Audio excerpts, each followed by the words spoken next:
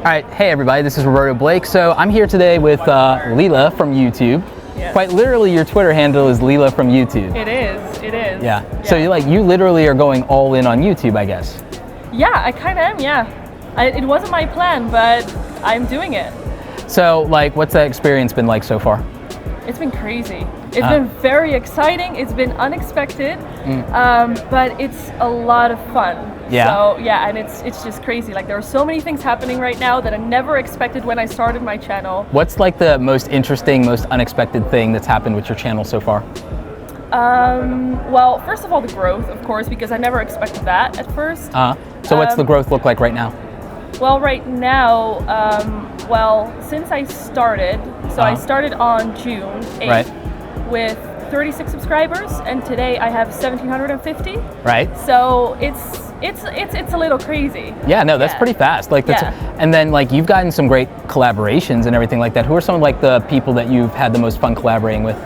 Definitely Cody, because we just hit it off very well. Yeah. Really enjoyed that. Yeah, no, he's a good friend of mine. Yeah. Yeah, and then you've obviously gotten to know Peter a little bit. Yes, I did. Yeah. He's such a great guy as well. I met him first in the hotel lobby. And then later during the day, I asked him if he wanted to do a collab with me. And where was this at? Belfast. Power Video. Yeah. So so you literally, you just walked up to Peter McKinnon, the Peter McKinnon, and asked if he wanted to do a collab. Yeah. So what happened was we met in the morning in the lobby. And I saw Potato Jad Gene, who I already met the day before, so I just started talking. Love his content. Yeah, he's amazing.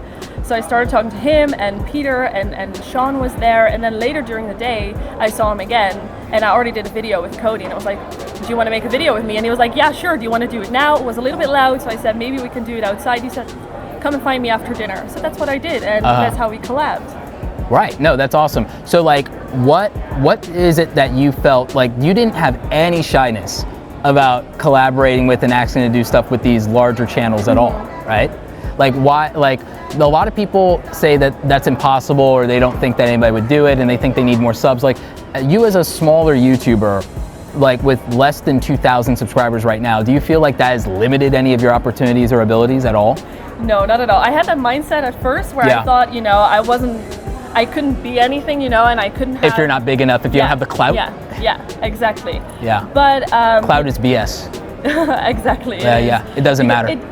Numbers don't matter, and I feel like I am a good example of that because I'm working together with Adobe Premiere as well right now, and I'm doing all these things. I'm here right now. I did the video with Peter. They don't judge you on numbers either. Numbers are just but numbers. I keep saying that, and people don't believe me because I have the numbers. Yeah. Well, I don't have the numbers. Yeah. And I'm doing it anyway. So. Yeah. So that's why this is a great conversation. Is because people say, oh, easy for you to say you have an audience, or easy to say you're a big YouTuber, you have a silver play button, and all this other BS. Yeah. It's do you really think that that's the only, what you do? I've watched your content.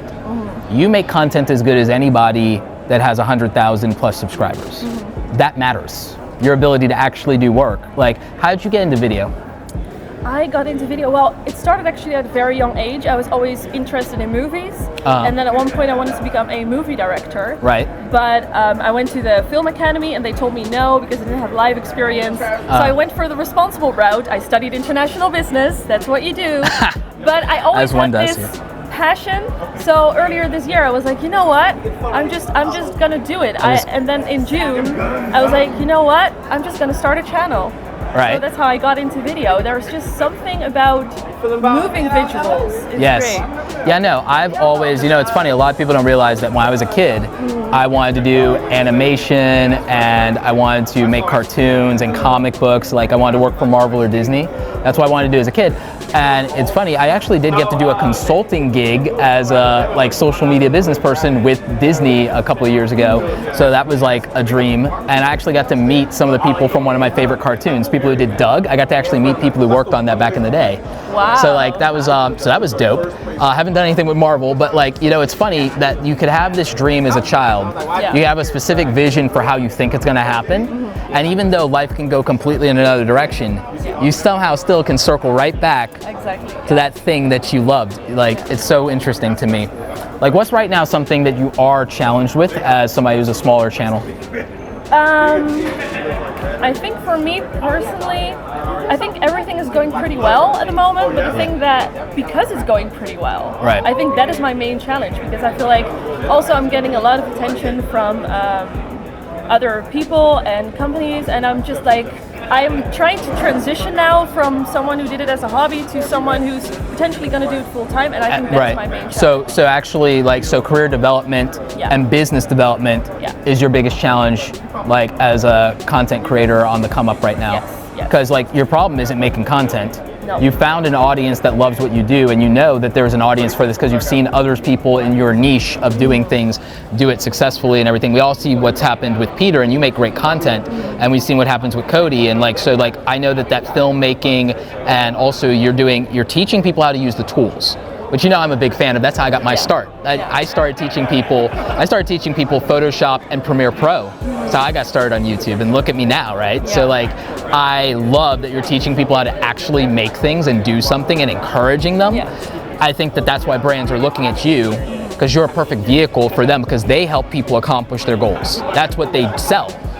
So like, I think someone like you, I think that you've done business school, so like, you understand like the practical side of these things in a way most content creators don't. That's an advantage for you. But translating that to the world of creativity without losing the creativity, that's what's so hard, and that's what I'm trying to help people with and stuff like that. So whenever you have questions about that, you know, feel free to reach out to me. And that's why I want people in the comments to do, is to ask me those kinds of questions. It's like, growing, like, you make good stuff and like good things happen. Like, there's a lot to it. There's other nuances to it, sure, but I've already made like 100 videos about that. Like, the hard thing is, I know we've talked before about this, is you are trying to establish and understand your value and worth with brands, because if they're coming to you, then that's worth something. I think my main challenge is, and we talked about this before, it's just that because everything is happening very fast for me as well, and then with the whole like brands coming to you and wanting to talk to you, it's like, I feel like there is not much transparency, and that is where you are so great at, and why I really enjoy your videos as well, is because I feel like there is not a lot of information about what to charge and how to go about it exactly. So I'll tell you a secret about that. No one can tell you what to charge. You have to think about how to charge. See, everyone's looking for the magical answer or a formula set in stone or a tool that can tell you what to charge.